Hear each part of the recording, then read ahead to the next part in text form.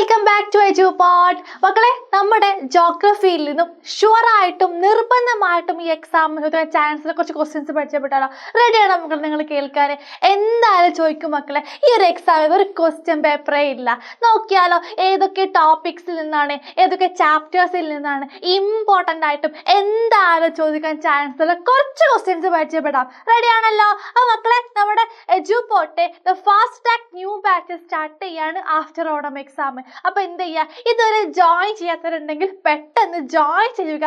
മാത്രമല്ല നിങ്ങൾക്ക് ഒരുപാട് അടിപൊളി ക്ലാസ്സുകൾ പ്രൊവൈഡ് ചെയ്യുന്നുണ്ട്. ദെൻ ബെസ്റ്റ് എജുപോർട്ട് ഫാക്കൽറ്റീസിൻ്റെ കൂടെ നിങ്ങൾക്ക് ഓരോ വിഷയങ്ങളും പഠിക്കാം. മാത്രമല്ല ലൈവ് ക്ലാസ്സുകൾ, അത് റെക്കോർഡ് ക്ലാസ്സുകൾ, ദെൻ ഡൗട്ട് ക്ലിയർ സെഷനും ഒക്കെ നിങ്ങൾക്ക് അവൈലബിൾ ആണ്. ദെൻ മെമ്പർഷിപ്പ് വരെ അവൈലബിൾ ആണ്. ഓക്കെ ആണല്ലോ സെറ്റ് ആണല്ലോ? അപ്പോൾ എന്ത് ചെയ്യുക, ലിങ്ക് നമ്മുടെ കമൻറ്റ് ബോക്സിൽ ഉണ്ടാകും. പെട്ടെന്ന് ജോയിൻ ചെയ്യുക. ഓക്കെ ആണല്ലോ? അതുപോലെ നമ്മുടെ നോട്ട്സുകളൊക്കെ എങ്ങനെ ലഭിക്കും? നമ്മളിപ്പോൾ എടുക്കുന്ന എല്ലാ നോട്ട്സുകളും, ഇപ്പോൾ ജോഗ്രഫിയുമായി ബന്ധപ്പെട്ട എല്ലാ നോട്ട്സും ഓണം എക്സാമിൻ്റെ സ്പെഷ്യൽ കമ്മ്യൂണിറ്റി ഗ്രൂപ്പിൽ അവൈലബിൾ ആണ്. ലിങ്ക് എവിടെ ഉണ്ടാകും? നമ്മുടെ കമൻറ്റ് ബോക്സിൽ പിൻ ചെയ്ത് വെച്ചിട്ടുണ്ട് ലിങ്ക്. പെട്ടെന്ന് ജോയിൻ ചെയ്യുക. റെഡി ആണല്ലോ? ഓക്കെ ആണല്ലോ? സെറ്റ് അല്ലേ? യെസ്. നോക്കാം ഏതൊക്കെയാണ് പ്രധാനപ്പെട്ട കുറച്ച് ക്വസ്റ്റ്യൻസ് എന്നുള്ളത്. എന്നാ വാ. റീജിയണൽ അപ്രോച്ച് അറിയാലോ? ടോപ്പിക്ക് ഫസ്റ്റ് ചാപ്റ്ററിലെ ടോപ്പിക്കാണ്. റീജിയണൽ അപ്രോച്ചും ഉണ്ട്, സിസ്റ്റമാറ്റിക് അപ്രോച്ചും ഉണ്ട്. അപ്പോൾ എന്ത് ചെയ്യുക, ഒരു എസ് ടൈപ്പ് ക്വസ്റ്റ്യൻ ആണ് റീജിയണൽ അപ്രോച്ച്. അത് നമുക്ക് ക്വസ്റ്റ്യൻസ് പ്രതീക്ഷിക്കാം. അപ്പോൾ എങ്ങനെ നമ്മളൊരു റീജിയണൽ അപ്രോച്ച് എന്ന് എഴുതി കൊടുക്കുന്നു. ദെൻ അതുപോലെ തന്നെ ദ റീജിയണൽ അപ്രോച്ചസിൻ്റെ മെയിൻ ബ്രാഞ്ചസ് ഉണ്ട്. ഏതൊക്കെയാണ്? Regional planning, regional development, regional analysis, regional study. അപ്പോൾ ഈ നാലും പഠിച്ചു വെച്ചോളൂ മക്കളെ. എന്തായാലും എക്സാമിന് ചോദിക്കും. പ്രാദേശിക പഠനങ്ങൾ, പ്രാദേശിക അപഗ്രഥനം, പ്രാദേശിക വികസനം, അതുപോലെ പ്രാദേശിക ആസൂത്രണം. ഈ നാലും പഠിച്ചു വെക്കുക. എസ് ടൈപ്പ് ക്വസ്റ്റ്യൻ ആണ്. അതുപോലെ ഷോർട്ട് ടെസ്റ്റ് ചാൻസ് കൂടുതലാണ്. അപ്പോൾ ഇത് ഓരോന്നും എന്താണെന്നും കൂടെ പഠിച്ചോളൂ. ഉറപ്പാണ്, ഷുവറാണ്. ഓക്കെ ആണല്ലോ? ഇനി മറ്റൊരു ക്വസ്റ്റ്യൻ നമുക്ക് നോക്കാം. The sub branches of bio geography. ഇവിടെ നമുക്ക് 2 മാർക്ക്, 3 മാർക്ക്, 1 മാർക്ക് എന്നൊക്കെ ഒരുപാട് ക്വസ്റ്റ്യൻസ് നമുക്ക് സിസ്റ്റമാറ്റിക് അപ്രോച്ച് ചെയ്ത് ചോദിക്കാൻ ചാൻസ് കൂടുതലാണ്. അപ്പോൾ കണ്ടോ, ഇവിടെ നമുക്ക് എന്താണ്, ബയോ ജോഗ്രഫിയുടെ ബ്രാഞ്ചസ് ആണ് ചോദിച്ചിട്ടുള്ളത്. ആണല്ലോ? സിസ്റ്റമാറ്റിക് അപ്രോച്ചിന് 3 ബ്രാഞ്ചസ് ആണുള്ളത്. ഏതൊക്കെയാണ്? ഒന്ന് ഫിസിക്കൽ ജോഗ്രഫിയും, മറ്റൊന്ന് ഹ്യൂമൻ ജോഗ്രഫി, അതുപോലെ തന്നെ ബയോ ജോഗ്രഫി. ഇതിൽ ഓരോന്നിനും എന്തുണ്ട്? സബ് ഫീൽഡുകളും ഉണ്ട്, സബ് ബ്രാഞ്ചസ് ഉണ്ട്. അപ്പോൾ എന്ത് ചെയ്യുക, ഇതാണ്ട് പഠിച്ചു വെച്ചോളൂ മക്കളെ. അത്രേ ഉള്ളൂ, വളരെ സിമ്പിളാണ്. ഏതൊക്കെയാണ് മക്കളെ? ഫിസിക്കൽ ജോഗ്രഫിയുടെ sub branches climatology, hydrology, soil geography. ഇത് 3 പഠിച്ചു വെക്കുക. മാത്രമല്ല ക്ലൈമറ്റോളജിയിൽ എന്തൊക്കെയാണ് പറയുന്നത്, സോയിൽ ജോഗ്രഫിയിൽ എന്തൊക്കെയാണ് പറയുന്നത്, ഹൈഡ്രോളജി ഒന്ന് നോക്കിച്ചാൽ മതി. സിമ്പിളാണ്. ക്ലൈമറ്റിൽ എന്താണ്, കാലാവസ്ഥ വ്യതിയാനങ്ങൾ, കാലാവസ്ഥയുടെ പ്രശ്നങ്ങൾ, നമ്മുടെ എല്ലാ കാര്യങ്ങളും അതിൽ പറയുന്നുണ്ട്. ഉണ്ടല്ലോ? അതുപോലെ തന്നെ ഹൈഡ്രോളജി എന്താണ്, ജലവുമായി ബന്ധപ്പെട്ട കാര്യങ്ങളൊക്കെ ഹൈഡ്രോളജിയാണ്. സോയിൽ ജോഗ്രഫി, ഇപ്പോൾ ടൈപ്സ് ഓഫ് സോയിൽ ഫോർമേഷന് ഒക്കെ എവിടെ പഠിക്കും? നമ്മൾ സോയിൽ ജോഗ്രഫിയിൽ പഠിക്കുന്നുണ്ട്. അതുപോലെ ലാൻഡ് ഫോംസിൻ്റെ എവല്യൂഷന്, ലാൻഡ് ഫോംസിൻ്റെ രൂപീകരണം നമ്മൾ എവിടെ പഠിക്കുന്നത്? നമ്മൾ ഫിസിക്കൽ ജോഗ്രഫിയിൽ നമ്മൾ പഠിക്കുന്നത്. ഓക്കെ ആണല്ലോ? സിമ്പിളാണ്. അതുപോലെ മറ്റൊന്നാണ് ഹ്യൂമൻ ജോഗ്രഫിയാണ്. ഹ്യൂമൻ ജോഗ്രഫിയുടെ സബ് ബ്രാഞ്ചസ് ആണ് socio or cultural geography, population and settlement geography, economic geography, historical geography and political geography. അപ്പോൾ ഇത് ഓരോന്നും എന്താണെന്ന് കൂടെ ഒന്ന് നോക്കി വെക്കുക. 2 പഠിക്കാനേ ഉള്ളൂ. സിമ്പിളാണ്. ലാസ്റ്റ് ആണ് ബയോ ജോഗ്രഫിയുടെ സബ് ബ്രാഞ്ചസ് ആണ് പ്ലാന്റ് ജോഗ്രഫി, ദെൻ സൂ ജോഗ്രഫി, എക്കോളജി, ദെൻ എൻവിയോൺമെന്റൽ ജോഗ്രഫി. വളരെ സിമ്പിളാണ്. അപ്പോൾ എന്ത് ചെയ്യുക, പഠിച്ചു വെക്കുക. 2-3 മാർക്ക് വെറുതെ കളയണോ? വേണ്ട. ഓക്കെ ആണല്ലോ? യെസ്. മറ്റൊരു പ്രധാനപ്പെട്ട ടോപ്പിക്കാണ് ബിഗ് ബാങ് തിയറി. അറിയാലോ, എഡ്വിൻ ഹബിളിന്റെ ബിഗ് ബാങ് തിയറി. ഈ ടോപ്പിക്കിൽ നിന്ന് എന്തായാലും ക്വസ്റ്റ്യൻസ് വരും. ഉറപ്പാണ് പഠിച്ചോളൂ, നിർബന്ധമായിട്ടും പഠിക്കുക, എന്തായാലും ക്വസ്റ്റ്യൻസ് വരും. ഇത് കണ്ടോ നിങ്ങൾ? ക്വസ്റ്റ്യൻ എന്താണ്? Name the scholar who this hypothesis. ഈ തിയറി കൊണ്ടുവന്ന ആ വ്യക്തിയുടെ പേര് പറയുക. അതുപോലെ തന്നെ write the stages involve the development of universe. നമ്മുടെ പ്രപഞ്ച വികസനത്തിലെ വിവിധ ഘട്ടങ്ങൾ, അദ്ദേഹം ഏതൊക്കെ ഘട്ടങ്ങളിലൂടെയാണ് എന്തൊക്കെയാണ് പറയുന്നത് നമ്മുടെ എക്സ്പ്ലെയിൻ ചെയ്ത് കൊടുക്കണം. അപ്പൊ ഇങ്ങനെയും ക്വസ്റ്റ്യൻസ് പ്രതീക്ഷിക്കാം. അപ്പൊ എന്ത് ചെയ്യുക? പഠിച്ചു വെച്ചോളൂ, വളരെ ഇമ്പോർട്ടൻ്റ് ആണ്. ഓക്കെ ആണല്ലോ? ഇതിൽ മറ്റൊരു പ്രധാനപ്പെട്ട ചോദ്യമാണ് എന്താണ്? Which are the 3 types of seismic wave generated by an earthquake? Which is the instrument used to record the seismic waves? Simple ആണല്ലോ, സിമ്പിൾ അല്ലേ? എന്താണ് മക്കളെ? ഭൂകമ്പം മൂലമുണ്ടാകുന്ന 3 തരം സീസ്മിക് തരംഗങ്ങൾ ഏതെല്ലാമാണ്? ഇവ രേഖപ്പെടുത്തുവാൻ ഉപയോഗിക്കുന്ന ഉപകരണവും കൂടെ ഏതാണ്? അപ്പൊ എന്ത് ചെയ്യുക? ഈ സീസ്മിക് വേവ്സുകൾ പഠിച്ചു വെക്കുക. അതുപോലെ അതിൻ്റെ ഭൂകമ്പത്തിന്റെ തീവ്രതയും വ്യാപ്തിയും അളക്കാൻ ഉപയോഗിക്കുന്ന ഉപകരണങ്ങളും കൂടെ പഠിച്ചു വെക്കുക. ഇമ്പോർട്ടൻ്റ് ആണ്, പഠിച്ചു വെച്ചോളൂ. ഏതൊക്കെയുണ്ട് മക്കളെ? ബോഡി വേവ്സ്, അതുപോലെ സർഫസ് വേവ്സ് നമുക്ക് ഉള്ളതാണ്. ദെൻ ബോഡി വേവ്സ് നമ്മൾ എന്തായി തരംതിരിക്കുന്നുണ്ട്? നമ്മൾ 2ആയിട്ട് പറയുന്നുണ്ട്, പി വേവ്സും എസ് വേവ്സും. പി വേവ്സ് എന്താണ്? പ്രൈമറി വേവ്സ് ആണ്, ആണല്ലോ. ദെൻ സ്പീഡിൽ സഞ്ചരിക്കാൻ പറ്റുന്ന വേവ്സ് ആണ് പി വേവ്സ്. ഖരവസ്തുക്കളിലും ദ്രാവകത്തിലും അതുപോലെ വാതകത്തിലും ഒരുപോലെ സഞ്ചരിക്കാൻ കഴിയുന്നവയാണ് ഏത്? P waves. ദെൻ സൗണ്ട് വേവ്സിന് അതുപോലെ താരതമ്യം ഒരുപോലെ ഉള്ളതാണ് എന്ത്? P waves. എന്നാൽ എസ് വേവ്സ് അങ്ങനെയാണോ? ദെൻ സെക്കൻഡറി വേവ് ആണ്, മാത്രമല്ല അത്ര സ്പീഡിലൊന്നും സഞ്ചരിക്കാൻ കഴിയില്ല. പി വെച്ച് നോക്കുമ്പോൾ എന്തായാലും അത്ര സ്പീഡിൽ സഞ്ചരിക്കാൻ കഴിയില്ല. ഖരാവസ്ഥയിലൂടെ മാത്രമേ ആർക്ക് സഞ്ചരിക്കാൻ കഴിയുള്ളൂ? എസ് വേവ്സിന് സഞ്ചരിക്കുവാൻ കഴിയുകയുള്ളൂ. അപ്പൊ എന്ത് ചെയ്യുക? പഠിച്ചു വെക്കുക, ഓരോന്നും വളരെ ഇമ്പോർട്ടൻ്റ് ആണ്. ദെൻ മറ്റൊന്നാണ് എന്തെന്ന് പറയുന്നത്? ഇപ്പോൾ ഭൂകമ്പത്തിന്റെ തീവ്രത അളക്കാൻ ഉപയോഗിക്കുന്നതാണ് എന്ത്? മെർക്കല്ലി സ്കെയില്, അറിയാലോ. അതുപോലെ ഭൂകമ്പത്തിന്റെ വ്യാപ്തി അളക്കാൻ ഉപയോഗിക്കുന്ന സ്കെയിലാണ് ഏത്? Richter scale. അപ്പൊ ഇത് രണ്ടും കൂടെ പഠിച്ചു വെക്കുള്ളൂ. 1ഉം 2ഉം മാർക്ക് കുറച്ചുമ്പോൾ കളയണോ? വേണ്ടല്ലോ. അപ്പൊ എന്ത് ചെയ്യുക? പഠിച്ചൊക്കെ വളരെ ഇമ്പോർട്ടൻ്റ് ആണ്. ദെൻ മറ്റൊരു പ്രധാനപ്പെട്ട ചോദ്യമാണ് natural Hazard to cause many effect. Mention a few hazardous effect on an earthquake. എന്താണ്? ഒരു പ്രകൃതി ദുരന്തം എന്ന നിലയിൽ ഭൂകമ്പങ്ങൾ ധാരാളം നാശനഷ്ടങ്ങൾ സൃഷ്ടിക്കുന്നുണ്ട്. ഈ ദുരന്തത്തിന്റെ പരിണിത ഫലങ്ങൾ ഏതൊക്കെയാണെന്ന് ചിത്രീകരിക്കുക. വരക്കാന്നല്ലോട്ടോ പറഞ്ഞത്. എന്ത് ചെയ്യുക? ഭൂകമ്പം മൂലം ഉണ്ടാകുന്ന എന്തൊക്കെ പ്രശ്നങ്ങളാണ് ഉണ്ടാകുന്നത് നമുക്ക് ഒരുപാട് എന്ത് ചെയ്യാം? നമുക്കറിയാവുന്ന കാര്യങ്ങളുമായിട്ടൊക്കെ നമുക്ക് കണക്ട് ചെയ്ത് എഴുതാൻ പറ്റും. ഇതുപോലെ നമുക്ക് എസ്സേ ക്വസ്റ്റ്യൻസ് പ്രതീക്ഷിക്കാം. പഠിച്ചോണ്ടു. അപ്പൊ നിങ്ങൾ എന്തൊക്കെ എഴുതും മക്കളെ? എന്തൊക്കെ എഴുതും? ഒന്ന് ഗ്രൗണ്ട് ഷേക്കിംഗ്, നിലം കുലുങ്ങുക അല്ലേ? ഒരു എർത്ത് ഉണ്ടാകുമ്പോൾ എന്ത് സംഭവിക്കും? ഭൂമി അങ്ങനെ ഒന്നിങ്ങോട്ട് കുടയും അല്ലേ? ആ പ്രദേശത്ത് അന്ന് കുടയും. അതുപോലെ തന്നെ എന്താണ്? Different ground settlement. എന്ത് ചെയ്യാണ്?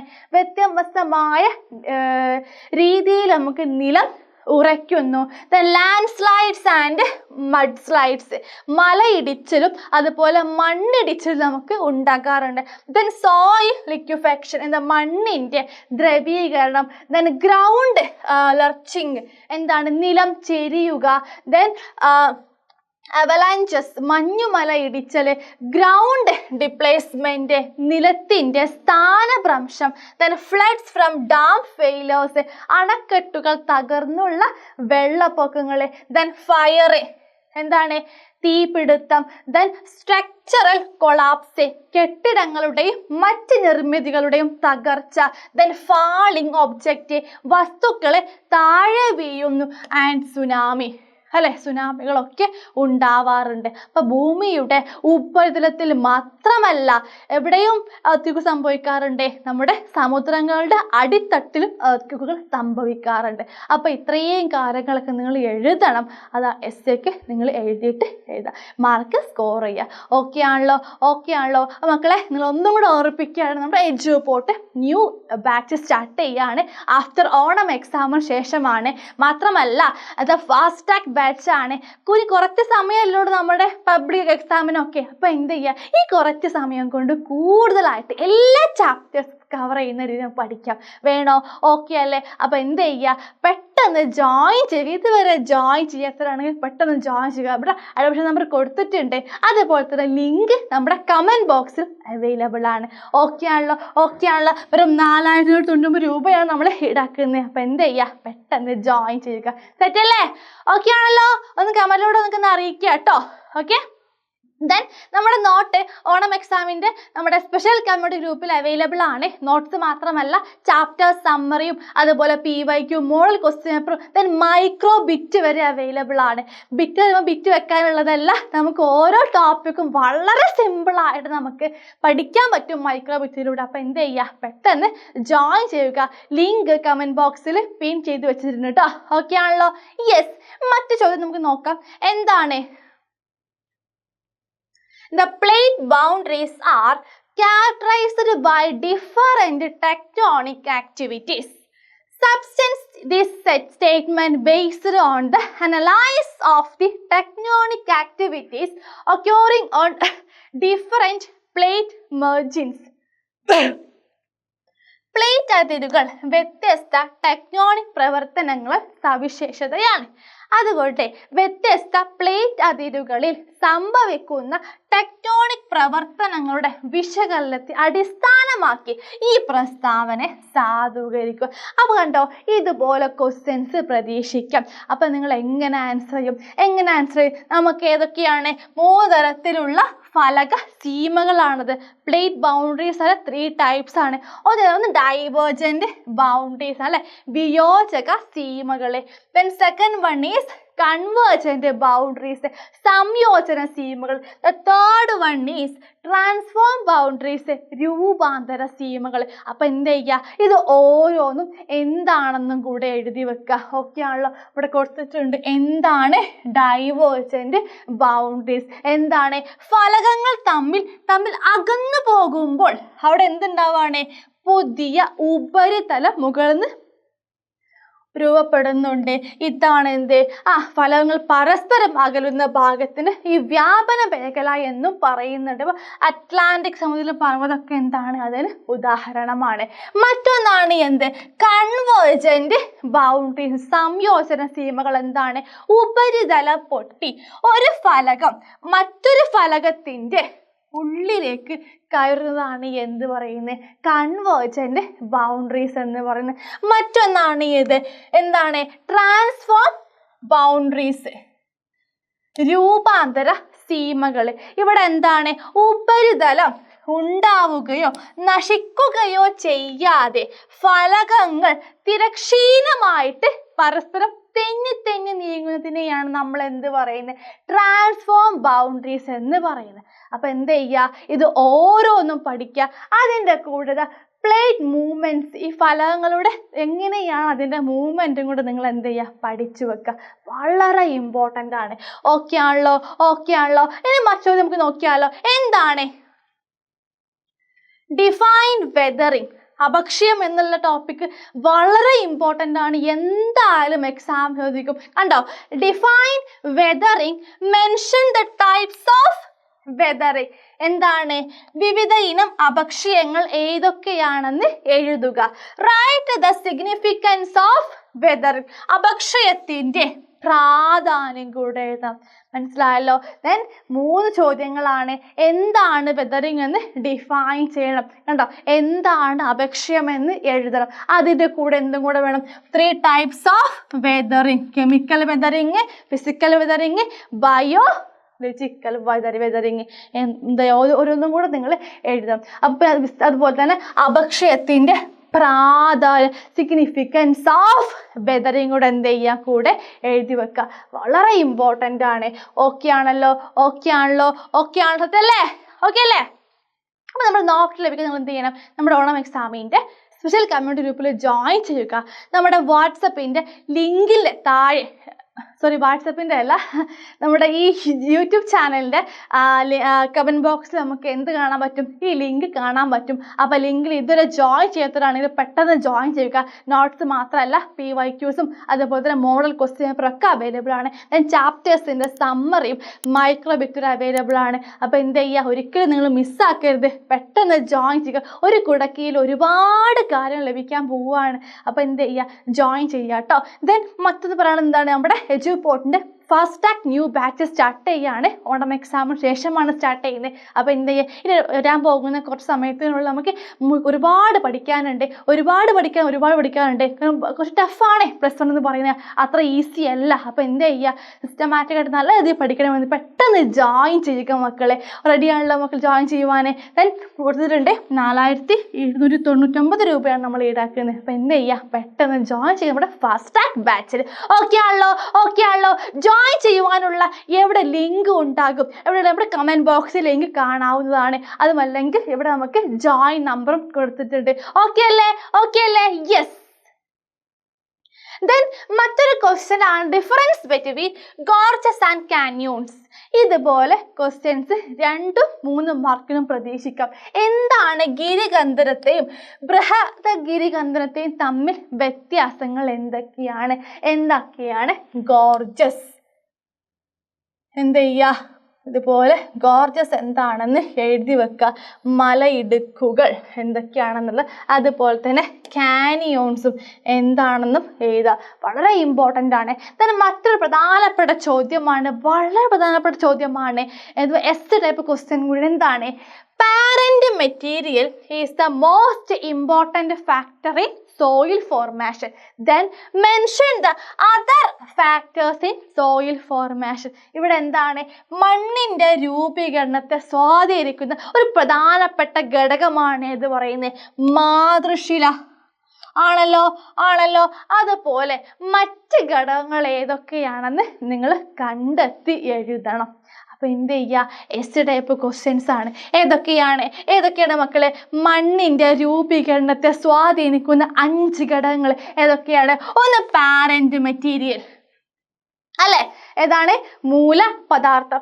മറ്റൊന്നാണ് മക്കളെ ഏത്, ടോപ്പോഗ്രഫി, ഭൂപ്രകൃതി. മറ്റൊന്നാണ് ക്ലൈമറ്റ്, കാലാവസ്ഥ.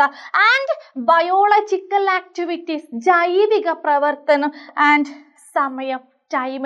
അപ്പോൾ ഇത്രയും 5 കാര്യങ്ങൾ എന്താണെന്ന് പഠിക്കണം. ഇത് മാത്രം എഴുതിയാൽ പോരാട്ടോ, ഇതിനകത്ത് എന്താണ് parent material, what is the time എങ്ങനെയാണ് സോയിൽ ഫോർമേഷനിലൂടെ സ്വാധീനിക്കുന്നത് എന്നൊക്കെ നിങ്ങൾ എന്ത് ചെയ്യണം, ഓരോന്നും എക്സ്പ്ലെയിൻ ചെയ്തിട്ട് എഴുതണം. വളരെ ഇമ്പോർട്ടൻ്റ് ആണ്, പഠിച്ചു വെച്ചോളൂ. ഓക്കെ ആണല്ലോ? ദെൻ അനദർ ഇമ്പോർട്ടൻ്റ് ക്വസ്റ്റ്യൻ ആണ്, observe the given figure and give answers to the following. ഇതുപോലെ നിങ്ങൾക്ക് ക്വസ്റ്റ്യൻസ് ഉണ്ടാകും. ഇതുപോലെ ചിത്രങ്ങളത്തിലും നിങ്ങൾ ക്വസ്റ്റ്യൻസ് എന്ത് ചെയ്യുമ്പോൾ ആൻസർ ചെയ്യേണ്ടി വരും. എന്താണ് ഇവിടെ ക്വസ്റ്റ്യൻ, എന്താണ്, name the geomorphic agent responsible for making these features. ഈ സവിശേഷതകളെ സൃഷ്ടിക്കുന്ന ഭൂരൂപ രൂപീകരണ സഹായി ഏതാണ്? അത് കണ്ടല്ലോ, ഇപ്പോൾ ഈ stalactite, pillar, then stalagmite, cave, then cave mouth, ഇത്തരം കാര്യങ്ങളൊക്കെ ഉണ്ടാവാൻ അല്ലേ, ഇതുപോലത്തെ ലാൻഡ് ഫോംസുകൾ ഉണ്ടാവാൻ സഹായിക്കുന്ന ഒരു ജിയോമോർഫിക് ഏജന്റ് ഉണ്ട്. ആ ഏജന്റ് ഏതാണ്? അതുപോലെ ഇതിൻ്റെ എന്താണ്, ആ agent essential erosional and depositional land ഫോംസുകൾ ഏതാണ്? അതുപോലെ തന്നെ explain the formation of the features. അപ്പോൾ ഇത്രയും ക്വസ്റ്റ്യൻസ് എന്ത് ചെയ്യുക, പഠിച്ചു വെക്കുക. വിത്ത് ആൻസേഴ്സും കൂടെ പഠിച്ചു വെക്കുക. അവിടെ കൊടുത്തിട്ടുണ്ട് ഓരോന്നായിട്ടും ഏതൊക്കെയാണ് ലാൻഡ് ഫോംസുകൾ, ദെൻ കേവ് എന്താണ്, അതുപോലെ നമ്മുടെ ഡെപ്പോഷണൽ ലാൻഡ് ഫോംസുകൾ ഏതൊക്കെയാണ്, ഇറോഷണൽ ലാൻഡ് ഫോംസുകൾ ഏതൊക്കെയാണെന്നുള്ളതൊക്കെ കൊടുത്തിട്ടുണ്ട്. ഏജന്റ് ഏതാണ്? ഗ്രൗണ്ട് വാട്ടർ ആണ് കേട്ടോ. ഓക്കെ ആണല്ലോ. then സ്റ്റാലക്ടൈറ്റ്സ് സ്റ്റാലഗ്മൈറ്റ്സ് ഒക്കെ എന്ത് ചെയ്യുക, പഠിച്ചു വെക്കുക, വളരെ ഇമ്പോർട്ടൻ്റ് ആണ്. ഓക്കെ ആണല്ലോ. then മറ്റൊരു ക്വസ്റ്റ്യൻ നമുക്ക് നോക്കാം. Explain about 3 physiographic division of India. എന്താണ് ഇന്ത്യയിലെ ഏതെങ്കിലും 3 പ്രകൃതി വിഭാഗങ്ങളെ കുറിച്ച് വിശദമാക്കുക. ഇത് നമുക്കൊരു എസ്സേ ടൈപ്പ് ക്വസ്റ്റ്യൻ ആണ്. അതുപോലെ ഷോർട്ട് എസ്സേയും 3ഉം 2ഉം മാർക്കിനൊക്കെ നമുക്ക് ഈ ഭാഗത്ത് നിന്ന് ക്വസ്റ്റ്യൻ വരും. ഏതെങ്കിലും 1 മാത്രം ചോദിക്കും, ഏതെങ്കിലും 2 3 മാർക്ക് ചോദിക്കും. അപ്പൊ എന്ത് ചെയ്യുക, പഠിച്ചു വെക്കുക, വളരെ ഇമ്പോർട്ടൻ്റ്. ദ നോർത്തേൺ പ്ലെയിൻസ്, വടക്കൻ സമതലങ്ങൾ എന്താണ് അവിടെ കൊടുത്തിട്ടുണ്ട്. അതുപോലെ തന്നെ ഇത് നമ്മൾ 3ആയിട്ട് വിഭജിക്കുന്നുണ്ട്. ഒന്ന് Bhabar, Terai, the alluvial plains. Okay ആണല്ലോ. അലൂവിയൽ പ്ലെയിൻസ് നമ്മൾ അതുപോലെ ഖാദർ, ബംഗാളായിട്ട് നമ്മൾ ഡിവൈഡ് ചെയ്യുന്നുണ്ട്. അതായത് പെനിൻസുലർ പ്ലേറ്റ്, ഉപദ്വീപീയ പീഠഭൂമി, അത് എവിടുന്ന് എവിടേക്കാന്നുള്ളതൊക്കെ ഇവിടെ ഫീച്ചേഴ്സ് കൊടുത്തിട്ടുണ്ട്. അതിപ്പോൾ ഇതിൻ്റെ ഫിസിയോഗ്രാഫിക്കൽ ഫീച്ചേഴ്സ് ഇവിടെ കൊടുത്തിട്ടുണ്ട്. അപ്പോൾ എന്ത് ചെയ്യുക, പഠിക്കുക. അതുപോലെ എന്താണ് ഇതിന് നമ്മൾ 2-3 ഡിവൈഡ് ചെയ്യുന്ന, ഒന്ന് ഡെക്കാൻ പ്ലേറ്റു, ഡെക്കാൻ പീഠഭൂമി, ഒന്ന് സെൻട്രൽ ഹൈലൻഡ്, അതുപോലെ നോർത്ത് ഈസ്റ്റേൺ പ്ലേറ്റു, മാൾവ പീഠഭൂമി, ചോട്ടനാഗ്പൂർ പീഠഭൂമി അറിയില്ലേ. അപ്പോൾ അതൊക്കെ എന്ത് ചെയ്യുക, പഠിച്ചു വെക്കുക. വളരെ സിമ്പിളായിട്ട് പഠിക്കുക കേട്ടോ. മറ്റേ ഇന്ത്യൻ ഡെസേർട്ട് ഇമ്പോർട്ടൻ്റ് ആണ്. ഇന്ത്യൻ ഡെസേർട്ട്, താർ മരുഭൂമിയുള്ള താറൊക്കെ നമ്മുടെ ഇന്ത്യൻ ഡെസേർട്ടിലാണ് കേട്ടോ. അത് എവിടെ നിന്നൊക്കെയാണ് ഫീച്ചേഴ്സ് ഒക്കെ ഇവിടെ കൊടുത്തിട്ടുണ്ട്. അതുപോലെ 2ആയിട്ട് നമ്മൾ ഡിവൈഡ് ചെയ്യുന്നുണ്ട്. ഒന്ന് എന്താണ്, ഒന്ന് ഈ സിന്ധ് ഭാഗത്തോട്ട് ചെരിഞ്ഞു നിൽക്കുന്ന വടക്കൻ ഭാഗവും, മറ്റൊന്നെടുക്കണ തെക്കൻ ഭാഗത്തോട്ട് ചെരിഞ്ഞു നിൽക്കുന്ന റാൻ ഓഫ് കച്ചൊക്കെ അതിൻ്റെ ഭാഗമായിട്ട് 2ആയിട്ട് നമ്മൾ ഡെസേർട്ടിനെ ഡിവൈഡ് ചെയ്യുന്നുണ്ട്.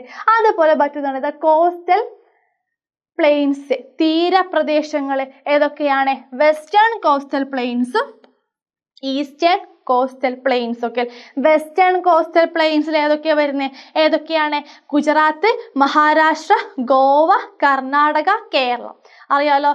ഈസ്റ്റേൺ ഏതൊക്കെയാണ് വരുന്നത്, നമ്മുടെ തമിഴ്നാട്, പിന്നെ ആന്ധ്രാപ്രദേശ്, ഒഡീഷ, വെസ്റ്റ് ബംഗാൾ, അങ്ങനെ പോകുന്നത്. ഓക്കെ ആണല്ലോ. അത് ഇമ്പോർട്ടൻ്റ് ആണ്. അതുപോലെ ഐലൻഡും ഇമ്പോർട്ടൻ്റ് ആണ്. ഐലൻഡ്സുകൾ അറിയാലോ. അറേബ്യൻ സീയിലുള്ള ഐലൻഡ് ആണ് ഏത്, നമ്മുടെ ലക്ഷദ്വീപ്. അതുപോലെ ബേ ഓഫ് ബംഗാളിലുള്ള ഐലൻഡ് ആണ് ഏത്, ആൻഡമാൻ നിക്കോബാർ ഐലൻഡ്. അപ്പോൾ എന്ത് ചെയ്യുക, ഒക്കെ പഠിച്ചു വെക്കുക, വളരെ ഇമ്പോർട്ടൻ്റ് ആണ്. then മറ്റൊരു ക്വസ്റ്റ്യൻ ആണ്, the islands group of the Arabian Sea, the Bay of Bengal. അറബിക്കടലിലെയും ബംഗാൾ ഉൾക്കടലിലെയും ദ്വീപ സമൂഹങ്ങളെ താരതമ്യം ചെയ്യുമ്പോൾ ഇങ്ങനെയും ക്വസ്റ്റ്യൻസ് പ്രതീക്ഷിക്കാം. ഇമ്പോർട്ടൻറ്റ് ഏതൊക്കെയാണ് മക്കളെ, ബേ ഓഫ് ബംഗാളിൽ ഏതാണ് island, Andaman Nicobar island. Arabian സീയിൽ ഏതാണ്, ലക്ഷദ്വീപുമാണ് ഉള്ളത്. ബാരൻ ആയിട്ട് വളരെ ഇമ്പോർട്ടൻ്റ് ആണ് കേട്ടോ. നമുക്ക് 2 മാർക്കിനൊക്കെ ചോദിച്ചു കാണാറുണ്ട്.